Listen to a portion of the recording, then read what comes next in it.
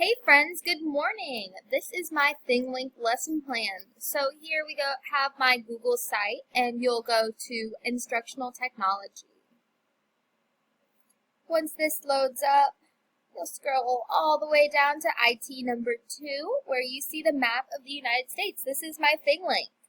For my topic, I chose to do the 50 United States and their names.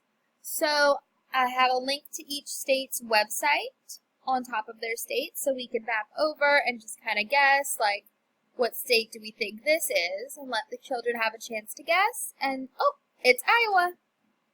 Another thing I have linked into here, right over here, is Google Earth, so we can look at the satellite images of the United States and try and play around with where we think each state is, as opposed to the landmarks around it, which is super cool.